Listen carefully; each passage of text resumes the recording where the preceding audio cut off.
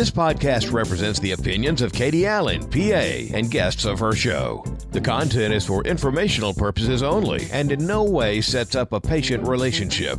Consult your healthcare professional for any medical questions. Now, here's Katie Allen.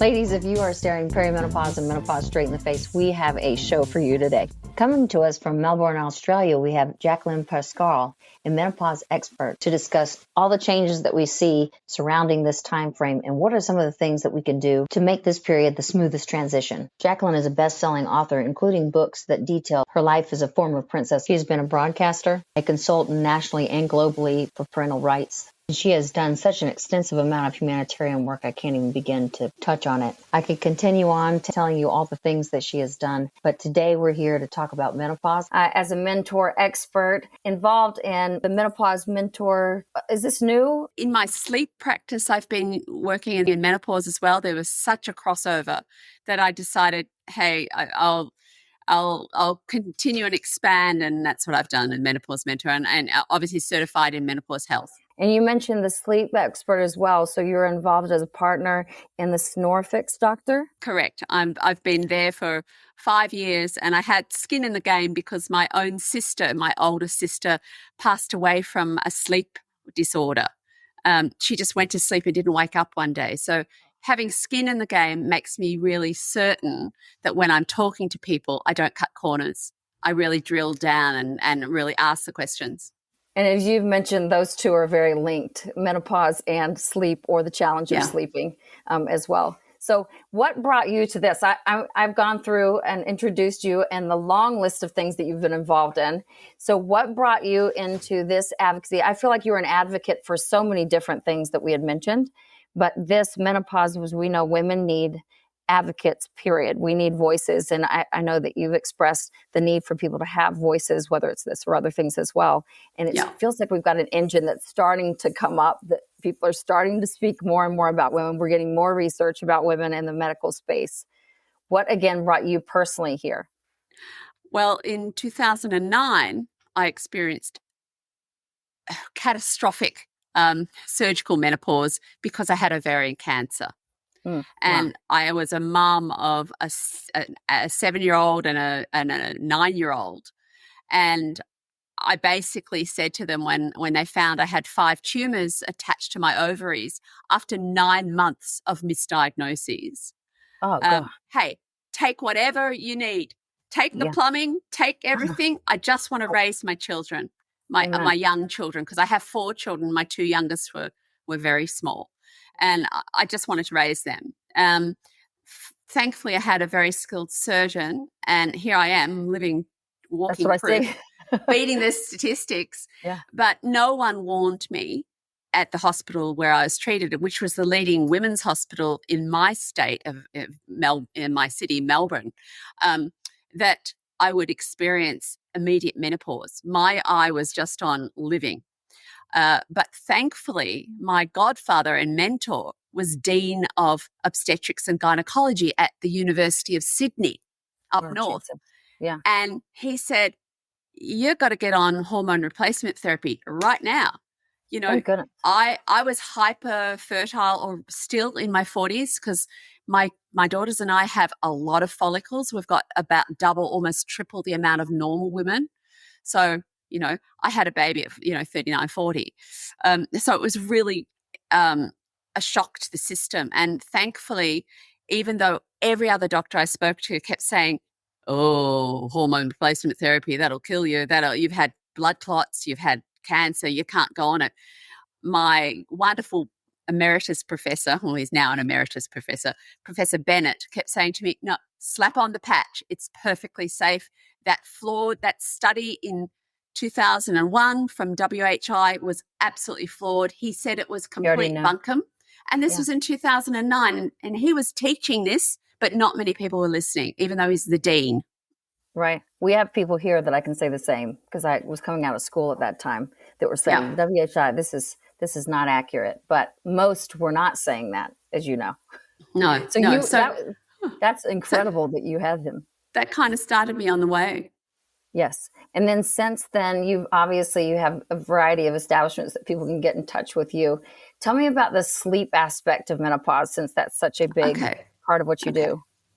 So sometimes a clue will be that if you've been lucky enough to be pregnant or wanted to be pregnant and you've gone to term with pregnancy, during those last trimester months of pregnancy when everything is loosening up, your pelvis is getting ready to deliver and your feet are spreading, because thank you to the hormones, you might establish, it's a great time.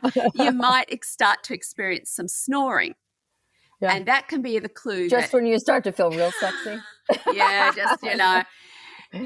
You've finished your middle glow and you're into the delivery mode, you start snoring and during pregnancy. And that might be a tip that when you hit perimenopause or menopause and the hormones begin to change, just like pregnancy, you may establish a sleep disorder, be that snoring, or in many cases, now 80% of people who snore actually have apnea. And apnea is when you simply do not breathe. I mean, you're a physician's assistant, so you understand that an airway compromise is a dangerous thing for the brain and for the cardiac health. So a lot of women start to experience, when the hormones drop, when estrogen goes down, the masseters loosen off. So that's the big jaw muscles here. And when those loosen off, you get even just a little tilting back of the chin, loosening of 2 millimeters, which is like an eighth of an inch or less. I'm not very good at imperial American measurements, but 2 mil is enough to send the tongue into the airway, because the jaw will slacken and the soft palate roof of the mouth to collapse on that tongue. And so the snoring is a vibration of the tongue. And take it a step further, on exhalation, and apnea is when the lungs are voided of air, and so is your brain. So there's quite a correlation between the lowering of estrogen. Sadly, HRT doesn't really help those jaw muscles. It'll help everything else, and I'm a living proof because I've got no Botox or fillers. I will say that's amazing. I will say yet. I do. I'm 62. She is amazing. So I'm 62.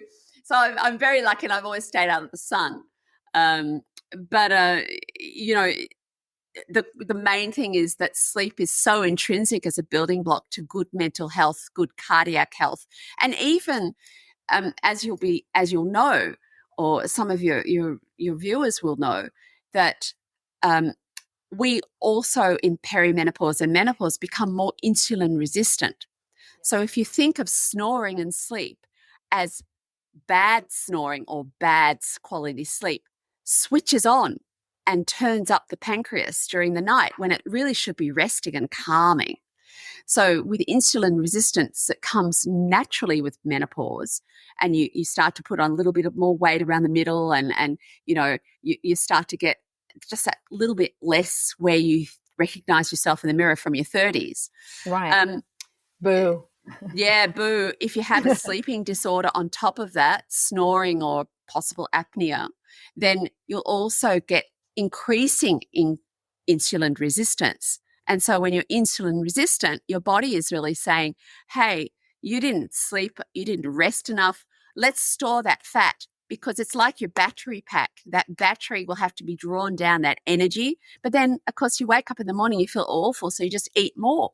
Or you just don't jettison and burn the fuel that you should be burning. Which is a bad domino effect then.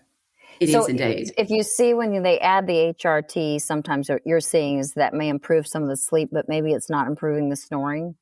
Is Correct. there certain things that you typically, I saw some of the information and videos, thankfully, that you and partners had up, but what are you primarily seeing as helping them? I mean, it sounds like they really need to see a sleep expert. Look, they really do need to see a sleep expert, because snoring is never just snoring. Snoring is not normal. It's not just a funny, weird noise. It's an indicator that something is wrong. Yeah. Okay.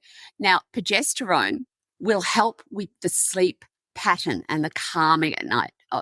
From my experience, progesterone is much better taken in the evening, not as a sleeping tablet. So don't pop it and think you're going to drop off to sleep.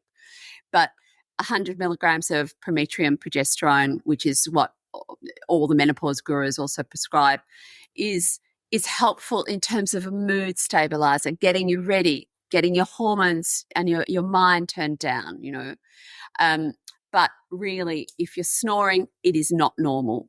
It may sound cute in your 20s to snuffle like a little puppy, but by your 30s and 40s, it's bad. It's really bad for you. And if it's the man who's snoring next to you or your intimate partner, male or female, who's snoring, and they're destroying your sleep, that's equally as bad. Double whammy. It's a double whammy. It's you and them both. A pillow held over the head until they stop breathing is sometimes a solution, but the police ask so many questions. They're not going to like that. I see that for sure. So in general, it really does sound like they need to see somebody if that's happening, although we talk about the progesterone helping as well. Yeah. I would suggest even in the States, if they're looking for someone to see, they should see a properly qualified dental sleep expert. So because it's in the oral space, so not just a regular dentist, but a dentist with proper sleep qualifications and a fellowship in sleep disordered breathing or jaw function. Another of the giveaways is if you've got a clicky jaw or if you're grinding your teeth when you're asleep. If you know you're clenching or grinding, that's the brain's mechanism to protect your airway. Because if you grit your teeth together, your tongue can't fall backwards. Oh. Or a sleep physician, a really good sleep physician. You'll need a sleep study. And we do have those sleep studies obviously around. Sometimes they're run by pulmonologists and other sleep experts. Correct. As well, but they would need that too. Now, I first saw you because I saw a video on Instagram that must have gone slightly viral, at least, because it had, so switching subjects, but female still, it had basically had a model of the clitoris, and you were going through and describing it very well, kind of telling our male and female really, but telling everyone, this is where this needs attention. And it's, to me, it is related to menopause and just that it's related to women's health in general and that you're such a great advocate for that. And I thought that was, I think you were making a comment like that was kind of more started as not joke, but, catchy. But I just thought it was really good and it got the attention. Actually, it was very educational and a very good model. Any thoughts on that? I think the thoughts are on, the clitoris is not just the little tiny on-off button. Right. And it's not an on-off button. It is the nub of pleasure. But what lies beneath is far greater. It's a gland that kind of looks a little like a tree root beneath the surface in your genitalia, underneath your skin. And that has 10,000 nerves. Yes. And so the clitoris is both stimulated from touch, but also all over happening. And in some women, unloading the dishwasher voluntarily by the male in the partnership is also a form of foreplay. I read something recently. I liked it. It said foreplay begins the moment that the previous sexual encounter stops. So you finish having sex, everything's done, right? And then you're waking up, let's say the next morning or so, whatever. But that's starting. So it's whether it's the dishwasher or the touch or the kiss, or in the opposite way, you are doing a big turnoff when it's all the negatives as well. Yeah. If you have to nag someone, you're not really going to say, come here, honey. That's right. I am gonna put, obviously your Instagram will be linked on there. And I hope that folks will go to your Instagram. And for those of you listening, go and watch her video on this. It's a really good diagram. And what she's speaking about, again, is a lot of people are referring to the clitoris as this small just bean. They'll talk about this small little area, but really instead, as you were saying, that it really tracks downward and inward. And you show a great, that model, I got to get one. But it shows kind of without engorgement and then with stimulation and engorgement as well. Correct. Just showing how important all of that is and how much it's neglected. So let's think of it. We all start in utero, in the womb, with gonads, right? Yeah. So a male child's gonads will drop and they'll become testicles. A woman's gonads stay in the body and become ovaries. So it goes to figure that certain other elements of our sexual organs also function similarly. So the clitoris being stimulated as a mental stimuli, as an erogenous zone in the other parts of the body, leads to a form of erection and engorgement of blood, just like an erection in a man. So that's what people need to be working towards. They do need working towards it. There are goals. And menopause can really stymie that, because with the lack of estrogen in the body and also the dropping of testosterone in women with menopause, it means that our lovely lady parts, our labias, the inner delicate skin, our urethra, that's where we urinate from, and our clitoris as well, can all, it's a horrible term, but atrophy, so shrink backwards and become less sensitive and less responsive to stimuli and affection and all these other things that are going on, and just don't lubricate and work the same way they used to. And HRT is very helpful for many women in that area, whether you take it for the whole of body or simply for down there. Right. And are you, when you're talking to people and you're instructing, I'd say mentoring in general, especially in sexual function, besides HRT, are there other things that you're helping to help? I think they need support. This is probably one of the biggest complaints that I hear, in addition to some of the vasomotor symptoms. But I'm in the plastic surgery space. So it's more that my patient load is in the ages that are perimenopause and menopause for the most part. I'd say about 80% of my patients are. So you hear this complaint over and over again, but not just the HRT, but then they say, okay, I'm feeling better. I'm starting to feel some of that come back just because their energy is coming back. But then there still seems to be this lack of whether it's lubrication or other things too. Do you have thoughts on that? Look, I often send my patients home with a very, very good intimate lubricant. Yes. There's a great one that's available here in Australia. I don't know if there's something equivalent in the States, but it's been designed by the head of the Melbourne IVF clinic. And she's a gynecologist, and she's formulated for women, for the pleasure of women, but also lucky men also benefit from it as well. But it has none of the sticky tackiness of a normal silicone one that you buy over the counter at a pharmacy. So it glides, it doesn't stain clothing, it doesn't stain, your beautiful lingerie or your sheets, your bed linen. So it's and you only need as much as less than a fingernail worth. Right. Okay. Because it's not designed for a masturbatory tool, because most silicone is really designed for male masturbation. Right. And so this one is designed specifically for women. It comes in a water-based cream, or if you're desirous of using toys in the bedroom, then it also comes in a silicone form. So you'd use cream-based for toys and silicone for other. I personally think silicone is better for me in my age group. I'm 62, and I just need, after lots of surgeries, had a surgery this year as well, the silicone works best for us. It seems to last longer as well. It does. It does last longer. And the one that you're talking about doesn't seem to be irritative as well, too. Not at all. It's been.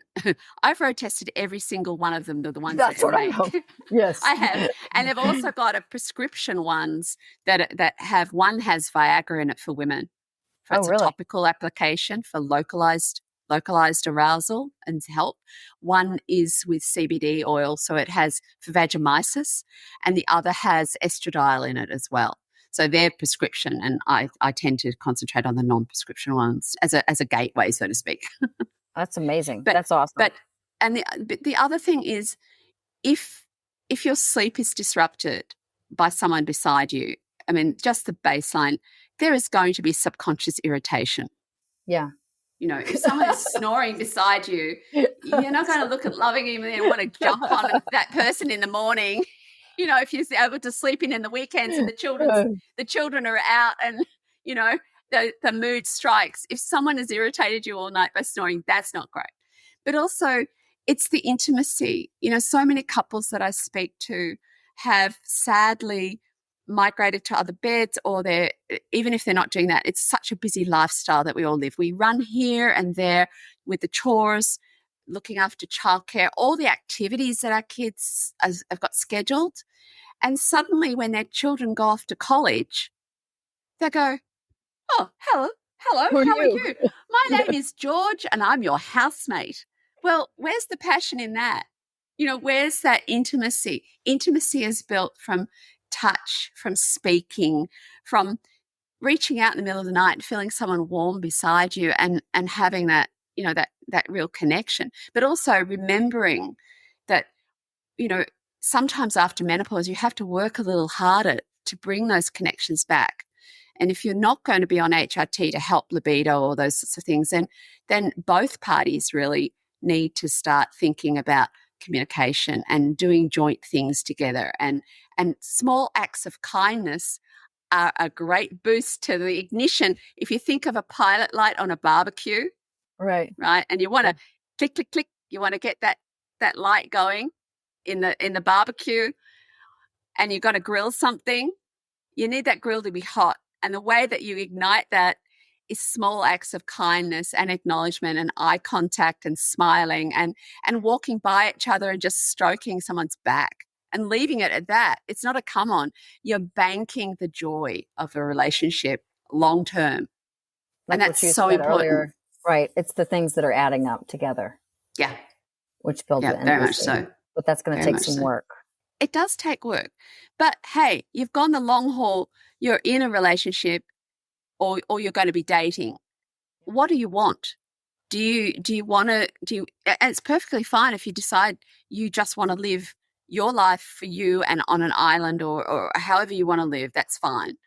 But if you're going to be in a relationship, make sure it's a healthy relationship for you. It's respectful, it's communicative, it can have intellect or emotion in it, and everything of that, that lines up to a good life and a good relationship.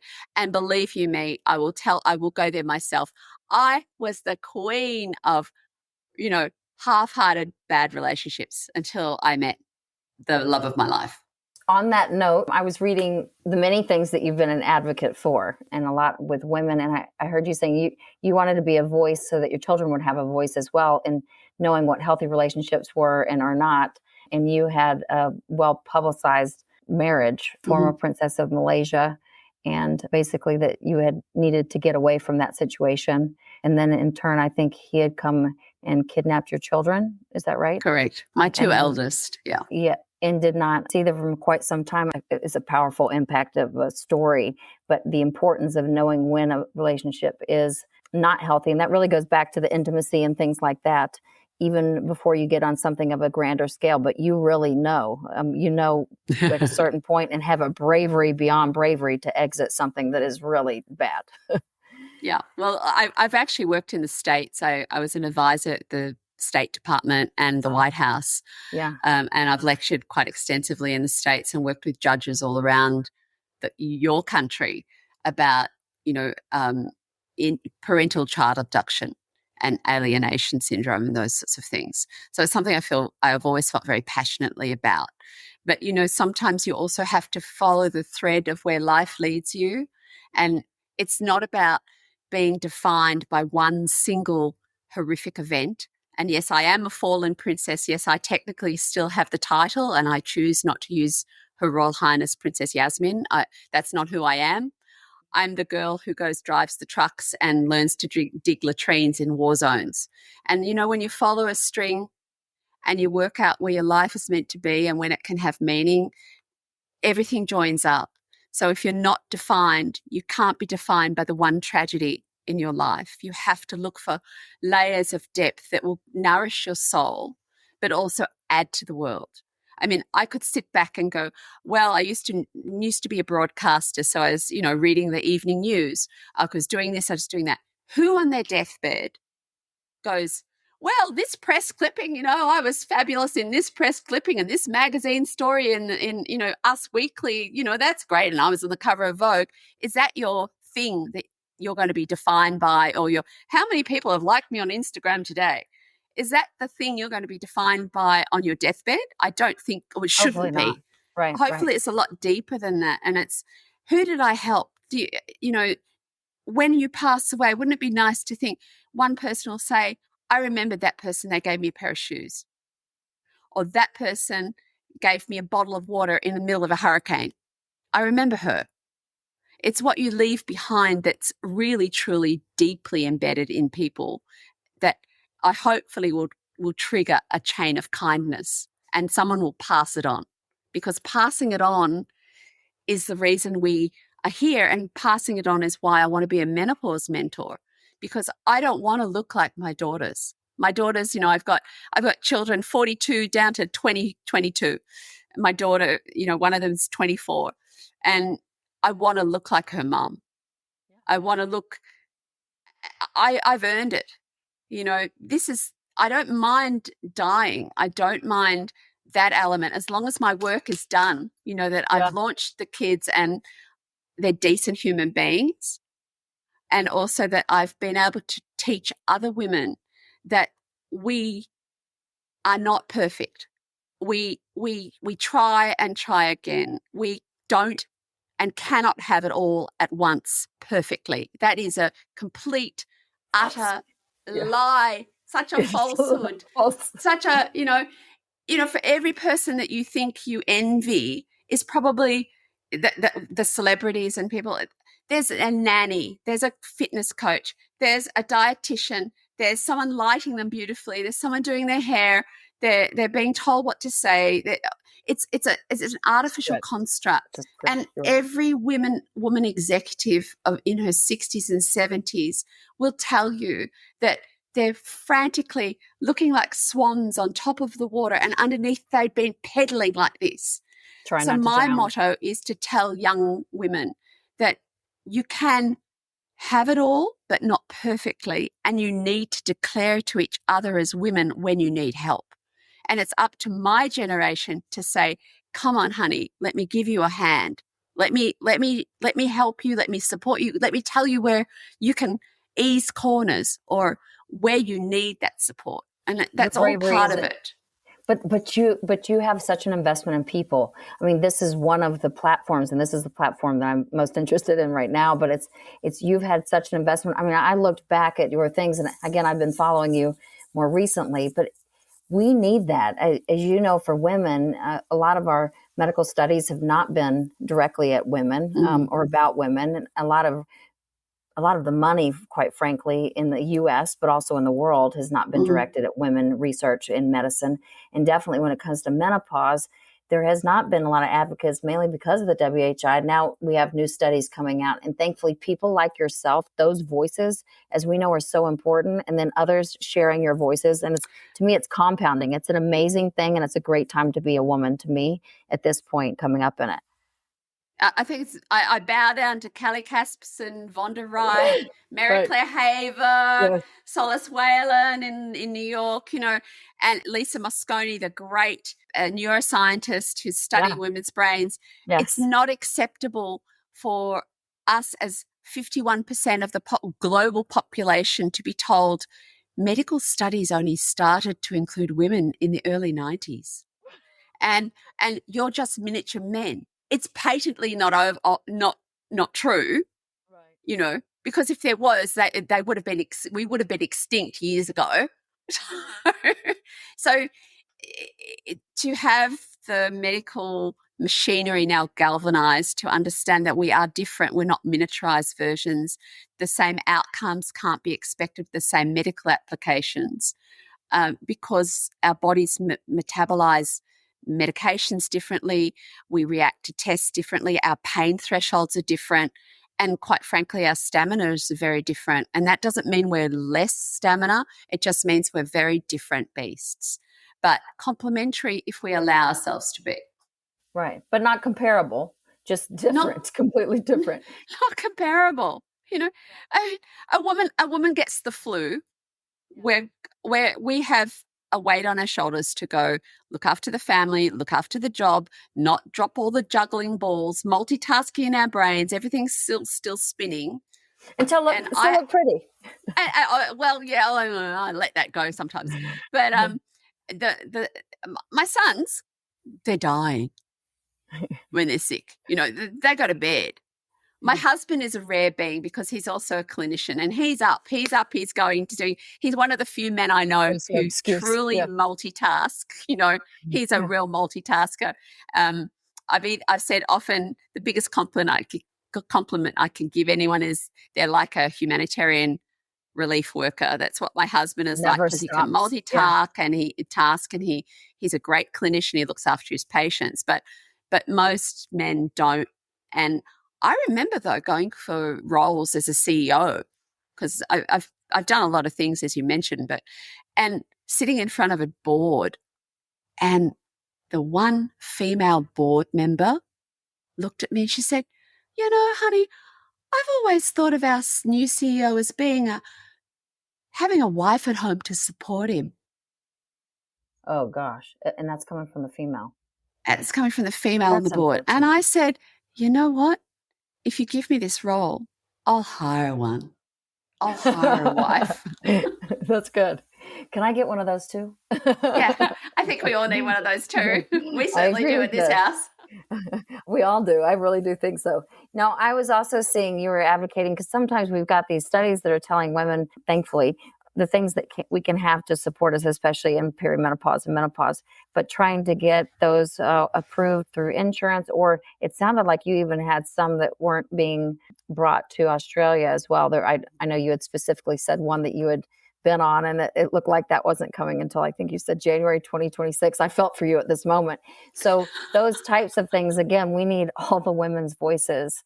And that's where you're already been an advocate for so many things, but that's important to me. You mentioned all these different women that you have said, but to me, you actually rank in those women because you have a platform already from some other things as well. And the importance of people using those platforms, because your reach is already so big. I know you mentioned it's not important to get the likes and the things like that when it comes to things like Instagram, but where it's important to the rest of us is for you to get that, is that because you can use the platform you already have to build that platform for things like menopause. And women need that, because we're really, to me, coming from behind. That helps the men too, as we all know. It's not just for women, it's for their children and for their other people around them. For any of our coworkers, it's better if we're stable. It's much better that if we're stable, and it's also better for a family unit or people who need to turn up to work every day, that their colleagues are supported and they know that they're going to be stable and healthy mentally, emotionally, and physically. But the really important thing about going forward with this movement is, I do realize now, because I had 800 comments on the one thing about the inability to actually access estradiol transdermal patches. So they're a clear kind of dressing that the sticky part of it, the glue, is actually the estradiol. So it's a form of estrogen, and it gives women the energy to run their lives, not have hot sweats, to be stronger in their physique and bones, to clear the brain fog, and to be active taxpayers. Amen. And this is what I think. Participate. If women participate, but if you want us to work and contribute to our country's economy, then our health has to be taken seriously. Otherwise, who's going to pay the taxes? Right. We can no longer afford a single income household. Many people cannot afford that in any country you live in. So of the 700 or 800 people who've commented, the shortage of estradiol transdermal patches on a secure supply is absent from Norway, Spain, Switzerland, Ireland, the UK, Australia, New Zealand, parts of Chile, Brazil, and France are having difficulty. Is that a production issue, or the country itself not getting them? Where's the? No one can tell me. That's the thing. No one can tell me. So I'm not that naive. I now realize that the more people who like me, the more the drug companies listen to me, because I'm actually collating data. So every woman that contacts me, I'm saying to me, sweetheart, which state are you in America, or where are you in Europe, or where are you in Australia? Let me plot this. So I'm getting this chart going. It's almost a study in itself. I mean, I know it may not be as scientifically based, but as we know, you gather information. The more people that speak out to say something, I know you're gathering that information. And you can get the positive of getting drug companies involved is one more people. I mean, they have a motivation in themselves, but if that works for our benefit, that's good. Initially, I was told in Australia by the pharmaceutical chains that it was a supply issue where the end of the delivery down under in Australia, and it's just tailed off. But I had a steady supply from 2009, and it's only recently in 2021 during our very heavy lockdowns that it became more and more scarce.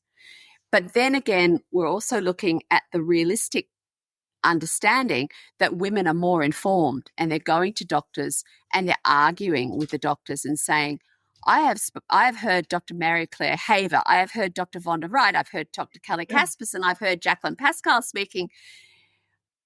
HRT, MHT, hormone replacement therapy, menopause hormone therapy is safe, and I want it. Right. So what bright executive hasn't cranked up the production line? If it's a production...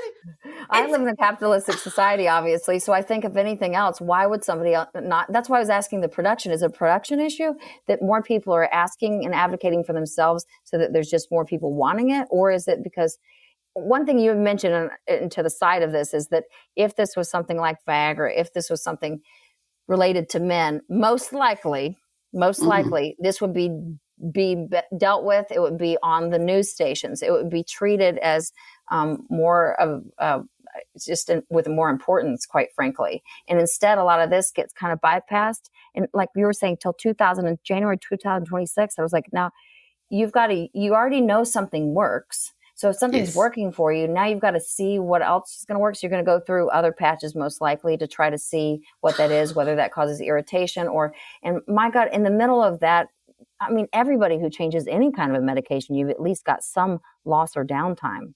Yeah. And I definitely think about the brain when it comes to working. That's been a lot of the source of things where I feel like women were working a lot. We're working in more executive roles, and we're also working longer. So why won't they want to help?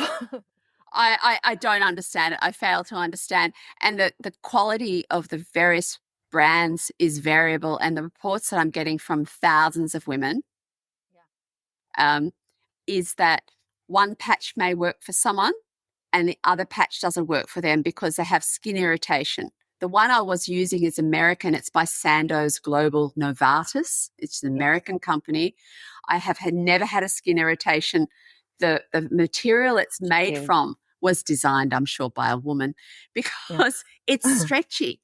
It actually adheres to the woman's curves and moves with your body, and it doesn't sweat. It's like a second skin dressing. You know when you have a burn and you seal it with a clear dressing? It's like that. The other brands are like a potato chip packet. Yeah. They're stiff and they don't mold to the body with heat. So they stand away from the body and you have to hold it. And it's really meant for a flat ass. Yeah. Can I say that? Ass in American? Absolutely. Yeah. We say ass in Australia, but ass. So it falls off after 24 hours. So I've got women with taping them on. Right. But not only that, the one I'm using, I am now itchy. It's giving me rashes because the only one I can get, my skin isn't breathing underneath at all. And it feels, I'm taking antihistamines with it so I can keep the patch on. That's ridiculous. So we need Novartis to kind of either do more production or at least make sure the distribution is going to everywhere. I just like Sandoz Global or Novartis to have the courtesy of contacting me, given that given that the video has gone 250,000 views. Yes. Maybe they would consider just talking to me. I got an AI bot from Novartis saying, "Thank you for your comment." Yeah, but your influence on people, even if you just look at it from a business perspective, not even that it's just helping people, but even from a business perspective, if they realize what the influence is, as you've seen with each of the women that you had listed before. I mean, this has been a tremendous, all of the women that I see right now walking down the roads with weighted vests on. I mean, I had a weighted vest way before that I was using with a workout partner, and I pretty much saw she and I, this was years ago, she and I had those on. I really saw, now I see them everywhere. And that really, to me, is coming down from Dr. Marie Claire, her speaking about it, and then through all of us, right? So, I mean, that shows you the influence that's happening. They should listen to you. But you're advocating for not just yourself, obviously, for so many other women. And that's important, and we need that. But if there's a period of time that women don't have this medication and they can't get their hands on it, they are likely to develop osteopenia, which is the gateway to osteoporosis, have a bad break, or have, the prime ages for suicided women is between, mid-40s to 54. When we're perimenopausing and the hormone changes are going up and down. But not only that, it's a drain on the healthcare system if they develop comorbidities. So that means other symptoms, so cardiac disease or type 2 diabetes or, any myriad of things that come along with perimenopause and menopause, not so much type 2 diabetes, but that's more sleep related. But, the concept of us not being in the workforce or retiring early is a drain on the economy. Wouldn't it be smarter to make sure that women have a steady supply of these medications that are patiently good for them? Right. For the majority of women who choose to do it this way. And you want our expertise, you want our wisdom. We're matriarchs now. We're the ones that lead the herd of elephants through the desert to find water. We need to teach the younger generation how to do this better, but we also still are vibrant and able to contribute economically. So why would you not support us medically? It really doesn't make sense, as you've just stated. We've got a loss. Again, now we're getting the information, but we still aren't able to distribute appropriately, or the affordability is another thing as well. Yes. I mean, one thing here is finding experts that will listen to patients that are finding the information, because I know in my area, I've got several that I can refer to that are supportive of hormones, but I still have some that are, I'd say, lagging. And again, that's not my area of expertise directly, but my area of expertise is women and people. And what I would say is you've got a lot of folks that are getting help, and you still have some that are going to their provider and not getting that. So we still need more. And I'm seeing that there's more education that's hitting, because we've got like this 20-year gap, I think, in medicine where we really haven't had a lot of instruction on hormones. In fact, the opposite. So getting that information, getting a provider to them, and then getting the medication to them, because sometimes insurance isn't covering it. I know there's some online, some of the ladies, if you've heard, they've talked about Mark Cuban, I think, has a pharmacy, I believe, online that some of them have. Casperson, I think, has mentioned him, and Jackie Piasta as well. Just mentioning because he's got some that are more affordable. I don't know if you can access that through other countries. We probably can't for our country, for Australia. So. If you hear it be in handcuffs, that'll be why. I'm desperate. I've reached out and tried to drug mule it in. Yes. Like Frankie and Grace going down to Mexico, Tijuana to buy drugs. I love that show. I do too. But the affordability factor is a really interesting concept. I mean, in Australia, we have access to a drug called testosterone, which is produced in women's bodies. It's not just a male hormone. We both genders, if we look at two genders, male and female, we all produce it, and it converts to estrogen. And I've recently added it to my menopause toolkit. Amen. I was fiddling around the edges, and then this year I really hit the wall, and I did add it in, and it's life changing. Amen. I'm up there again. Yes. But we're very fortunate in Australia, New Zealand, and the UK, and one other country, might be South Africa, have it on their health care lists as a product called Androfem. So it's specifically designed for the application to a woman's body. Okay. And it's micronized, and it comes in a cream. And so, you get varying comments on where you should put it. My take is, I put it on my lower calves or calves. Yeah. And I don't put it on my hands. I put a dot on this calf, and then I rub together like a cricket. Yeah. This. So I don't waste any product. I don't have to wash my hands. And that I'm going in the morning. By about an hour afterwards, it's like, hello. Right. So that is, in Australia, we're very fortunate, and Great Britain. In Australia, it costs 100 doses thereabouts in the cream tube. It comes in a tube. It's about 100 Australian dollars, which is about 50 US. Okay. Yeah. In the UK for women, it's free. Oh, really? Okay. It's free. Wow. In the US, your FDA, your TGA, still has not FDA, so has still not cleared it for the use of women. Right, and you saw them fighting for that to try to also just even get black box warnings off. Yes. I have that on board, and actually I hired a longevity group and said I wanted all these other things, and I said one of the things I wanted to preserve was mentation. I wanted to make sure that the brain was intact. So the gentleman said, here, this is one of the things you can have is testosterone cream. And I looked at him and my age group. I said, I don't need that, because I was only thinking really sexually. And he was like, no, you're really wanting to work on preserving the mind as well. And I went, oh, and boy, does it. And it helps with that internal drive as well, like what you were talking about. And that's the cream. Mine, I also put on the inside of my legs.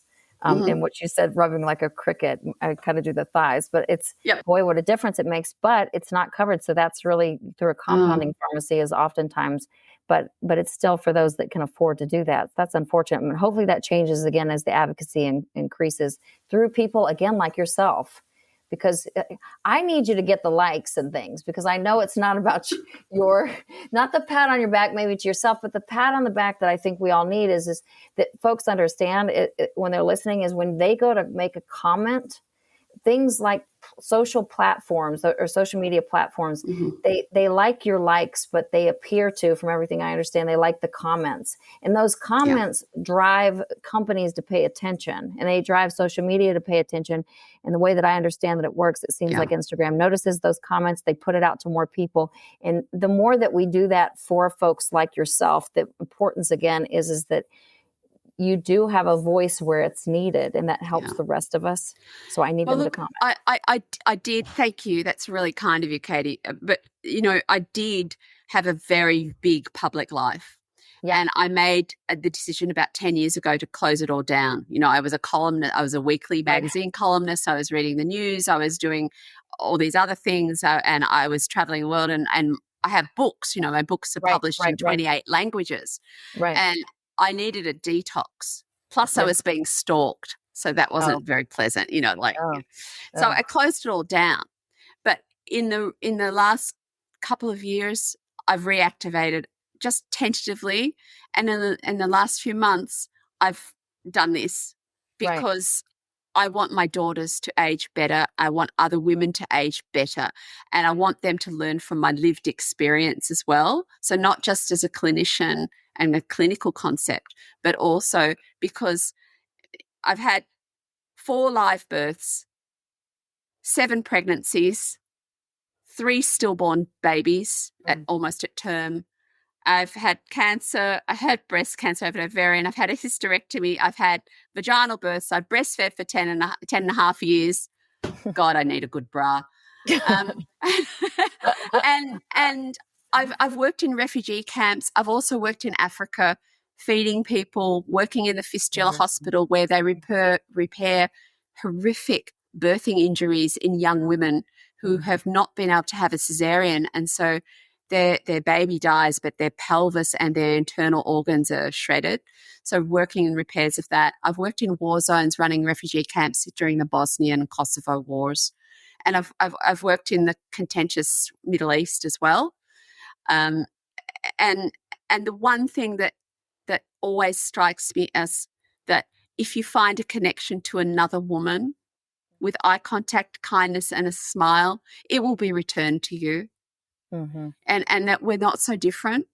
Right. And if we remember that, then it becomes vastly important about the human experience of solidarity with our sisters. And so that's kind of why I've stuck my head up above the parapet.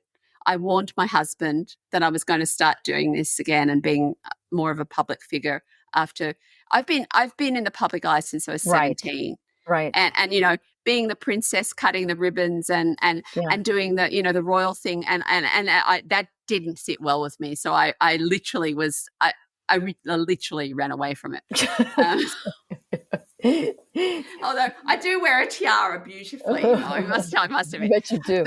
But this is more important. This is like a legacy, and this is hoping to ignite curiosity and knowledge in other women of a younger generation, so they prep, so that when we talk to our daughters about, okay, honey, at some point you're going to get a period, and sweetheart, at some point you're going to want to make sure that you only have a baby when you choose to have a baby. And sweetheart, when you're pregnant, let me tell you how to sleep comfortably. Yeah.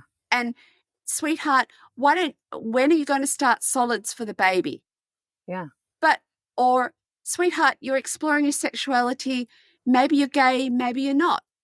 That's okay. I love you. But where's the conversation about, I had a hard time with menopause or perimenopause, or this is what you've got to prepare for. I want my daughters to be strong. Right. And not written off. Not written off and healthy and forging ahead and working for as long as they want.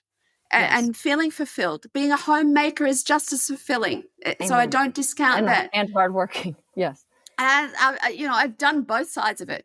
But to have the choice, you have to be healthy. Amen. And governments have to understand that women need healthcare designed for women and often by women. Amen to that too. We need people like yourself to peek your head back up, minus the stalkers, because I do think that there's importance there, and it's the importance of what we're getting to live now, but also, like you said, the future generations. And in the past, there's been this point at which they're kind of writing women off, whether it's low sex drive is one part, whether it's the mind. I often, if you look at different roles in movies, you often see the woman, she maybe in the kitchen, nothing wrong with that. I love that part too, women and men. I like to bake. Right. So I don't want that to sound negative, but definitely kind of off in the corner is what I'd say. There's a certain period of which there are different societies, which I think put more emphasis and back towards women aging, but a lot of them don't. And no one's speaking up for us. And even if it is that you're quietly dealing with, I know I have a lot of ladies that are dealing with, I call it the sandpaper vagina. And I'll mention something, even if that's not my expertise, I'll mention something while I'm in here. And the amount of women that will state, oh my gosh, I have that, or I have bleeding during sex, and they're not getting help, but they're going to a GYN. And to my GYN friends, I know it's hard, and what they have as their job is really difficult, but it's hard to listen to. And part of my role has just been to say, hey, I don't actually know the answer, but there are people that know the answer, and just dealing with it is not the answer. You've got to get help. Just before we jumped online to do this interview, yes, I had 3 women contact me via Instagram saying, I'm in pain, I'm bleeding, or, it's too traumatic for me to try to have intercourse with my husband. And I'd like to. Yeah. Because things aren't working anymore. Can I come see you? But the terrible thing is, so many women go to their OBGYN and are told, yes, that's normal. Yeah. Normal you're fine. For what? Yeah. Yes. Right. Normal what? Normal to be sandpaper dry, and that's normal. They've been taught in med school, or their mentor in their, when they're sitting their fellowships in OBGYN has said, oh yes, a very dry, papery vagina that cannot have sex. Yes, well, that's all closed over now because she's too old. Right. And she doesn't care. Yeah, but that's a lot of what they're hearing, which is why this comment is so important, is that the people listening to this and that the people listening to your videos and things understand that, no, that's not normal. And yes, you can advocate for yourself.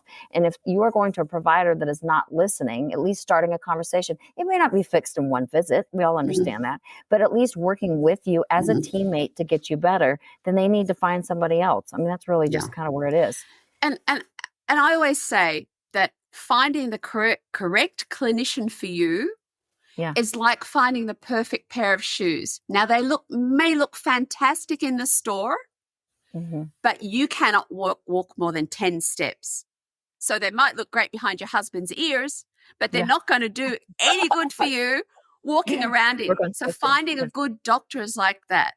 They have to be exactly right for your fit.